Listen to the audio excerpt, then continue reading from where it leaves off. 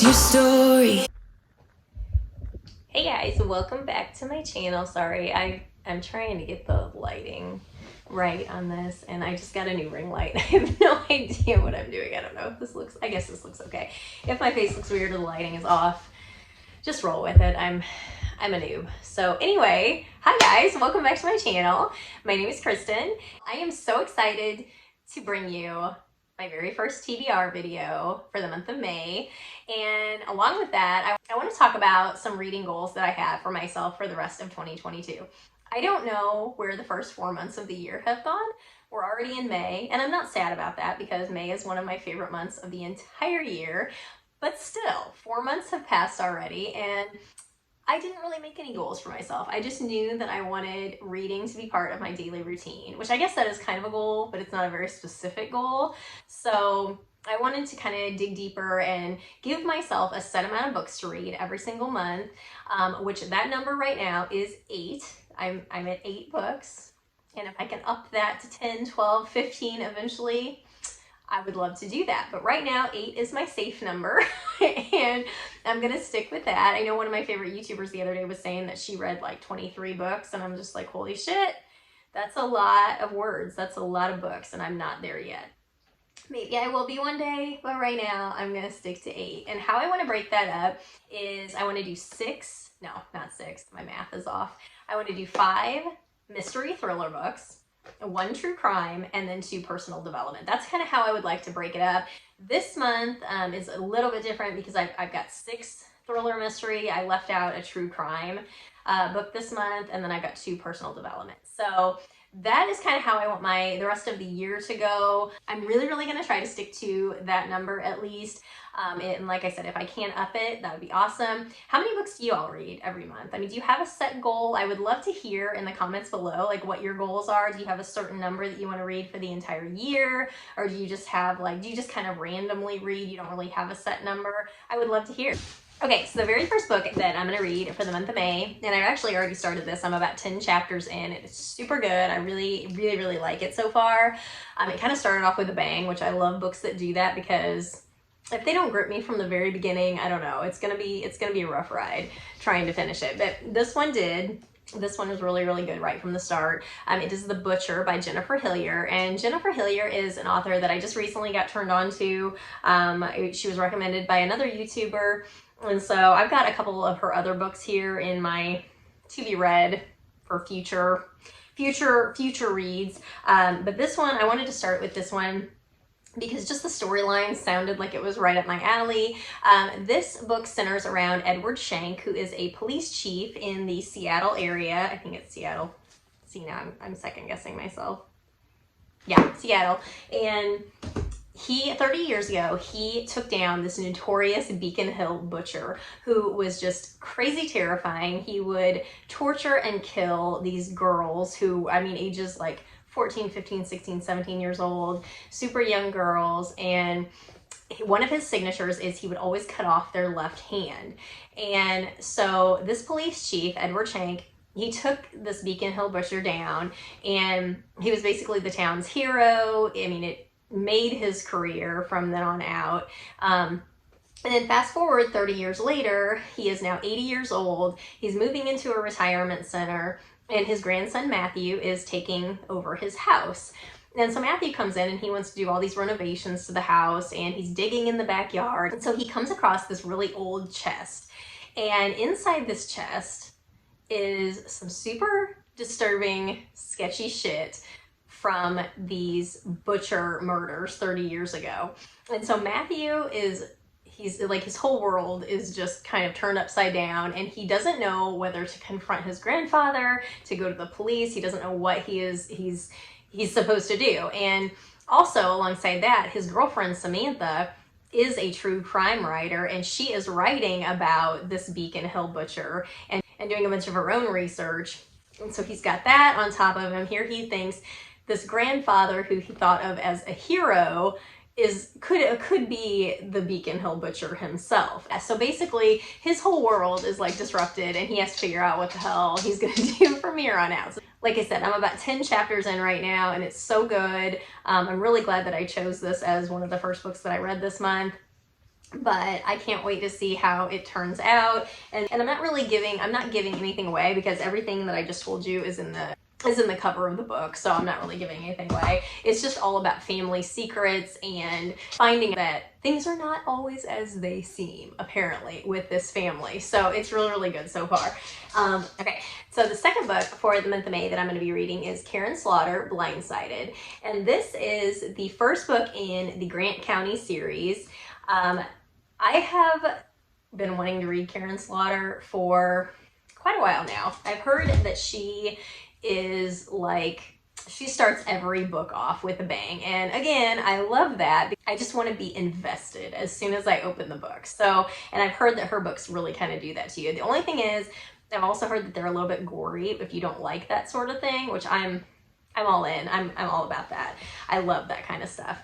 But so Karen Slaughter, I wanted to start with Blindsided because it is the first in the Grant County series. And in this first book, we meet three main characters. Sarah Linton, who is the town pediatrician and part-time coroner.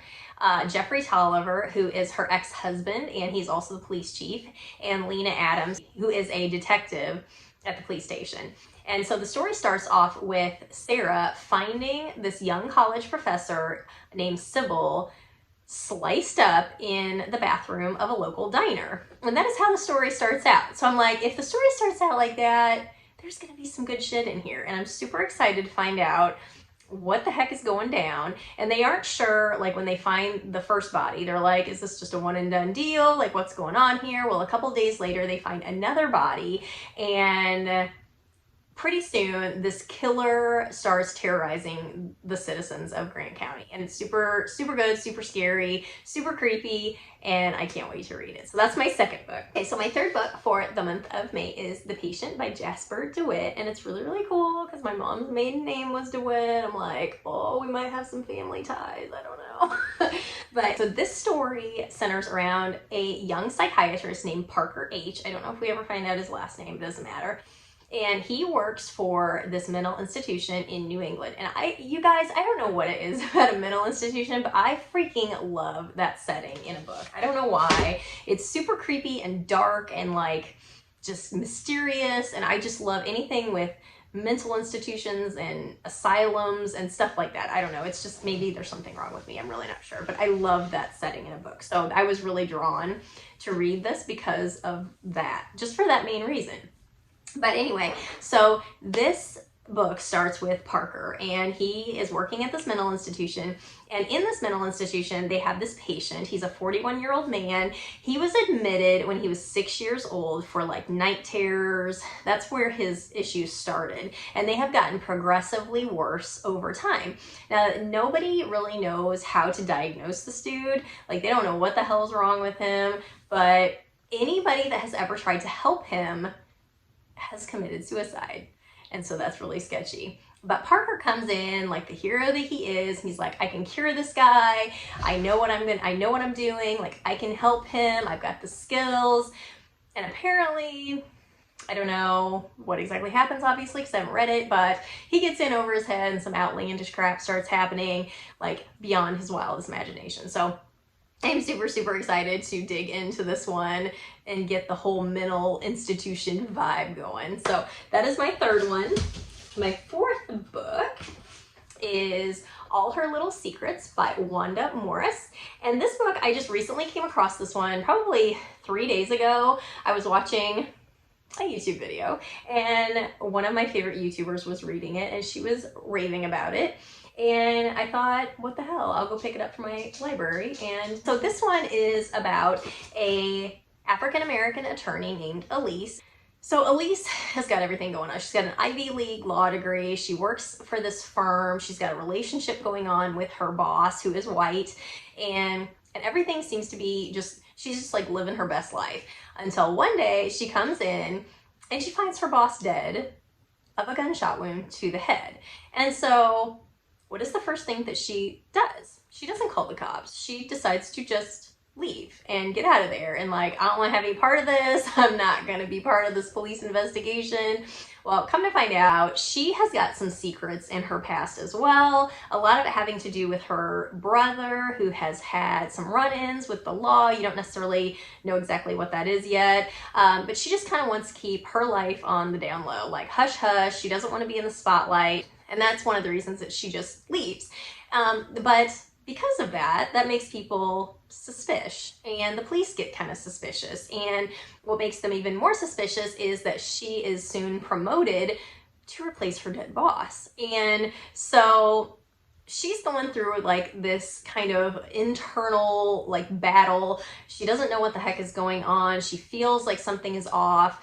Like there's some weird shit going on within the company, and it like goes further than what she could have ever imagined. And it comes to the point where her present life and her past life start to collide because of all the stuff that's going on. Her past starts to be brought back up to the surface, and just everything starts to kind of blow up. So I'm really excited to read that and kind of see where that goes. The fifth one, this one just came in from Amazon a few days ago, and I cannot wait to read this book. Inside, I love the cover for one. Like, I just think it's so cool. But this one caught my eye because you don't know a ton about, like, there's not a whole lot of information about it, but like the inside cover, it says, Emma can't sleep, check the windows, it's been like this since her big 4-0 started getting closer, lock the doors. Her mother stopped sleeping just before her own 40th birthday, and she went mad and did the unthinkable because of it. Look in on the children. Is this what's happening to Emma? Why can't she sleep? That is so creepy. I don't know. Why can't she sleep? That's so cool. Like, I want to know. Inquiring minds want to know why this poor girl can't sleep. The story centers around this girl, Emma, who obviously is having trouble sleeping. She's getting ready to turn 40, and she does not want to follow in the same footsteps as her mama because her mom went mad, went off the deep end, and because of this insomnia. I mean, I understand, like, you can't sleep. Anybody would go mad if they couldn't sleep. But I want to know the reason why, and I'm so excited to read this. Like, I wasn't already reading The Butcher, I would probably pick this one first for this month, but I'm super excited to find out why the poor babe can't sleep. So anyway, and my final thriller mystery for the month of May is They Never Learn by Lane Fargo. Now this one has been on my radar for some time. It's just been waiting for me to pick it up and read it. And I cannot wait because this story comes from the perspective of a female serial killer rather than the typical male. And I'm so excited because I'm like, you go girl. I mean, no, I don't condone murder at all, but this girl, she's a woman, she's a grown woman. She is a college professor and she's pretty good apparently at what she does, but on the flip side, she takes the worst male on campus, she picks one every year, and she plots his demise. She takes him out. She takes the trash out in so many words. And with her doing this year after year after year, the university is like, what the hell's going on? These bodies start piling up, like what in the world? So they involve the police get suspicious, they investigate. She gets a little worried, she insinuates herself into the investigation somehow, and apparently there's something that happens with her latest victim that she like messes up and something kind of blows up in her face, I don't know, but I am so excited to get that kind of a narrative from a female serial killer rather than the male. So I thought it would be really cool to wrap up the month of May with that book. And so now I've got 2 personal development books that I want to read for this month. And one of them is The Big Leap by Gay Hendricks. Now this book has been in the back of my mind for a very, very long time. In fact, I think I even started reading it I did start reading it a couple of years ago, and I don't know why I didn't finish it. I think I read chapter 1 and then I was just done. I don't know why. But the author talks about the upper limit problem that we have, which is when something good happens to us, we tend to maybe soak up the joy and the happiness and the excitement for just a brief second, and then we're like, it's too good to be true. Like, something bad is gonna happen. I don't deserve this. Like, we go on this negative emotional spiral in response to good things happening to us. We don't feel like we deserve it. And I know I have personally dealt with this for a long time. Like I never realized how much I did it until I became aware of what this upper limit problem was. But it's just the way we react when something good happens to us. And it kind of goes over how we can kind of push through that and kind of move past the upper limit, or whatever our upper limit is. We can kind of move past that so we can truly enjoy when good things happen to us. I mean, I think everybody needs that because, like, you know, good things happen, that we earn it, we deserve it, we deserve good things in our lives. Am I right? Yeah, like YOLO, you only live once. You need to enjoy life and the good things that come with it. But a lot of times we don't. So that is why I'm reading this, is so I can get past my upper limit, and I think it would be really good if you are kind of feeling the same way. And my other kind of self-help personal development book I'm gonna read is Do It Scared by Ruth Suckup. I think it's Suck Up, I'm not really sure. But this book is all about, oh, let me get it in frame so I can see. It's so glary. It's kind of glaring. But anyway, this book is about moving past your fear. And that is something I think we all struggle with. I don't think fear ever technically really leaves us. I think it's just something that we have to deal with in our daily life and move past it just intentionally every single day. And that's something that I just recently, probably over the last 5 years, realized is that, you know, I'm never going to be necessarily rid of fear. I'm never going to get to a point where I am not scared of anything, but I have to just deal with it and push through it and just make myself kind of step outside my comfort zone and do things that scare me. But the thing I love about this book is that she breaks it down into 7 archetypes, which one of them, I've got them right down here. And honestly, I can relate to every single one of them, but she breaks it down into 7 different archetypes. One is the procrastinator, the rule follower, the people pleaser, the outcast, the self-doubter, the excuse maker, and the pessimist. Now, I can relate to every single one of those in some way. And there's even an assessment that you can take to go along with this book to kind of see where you fall in those archetypes.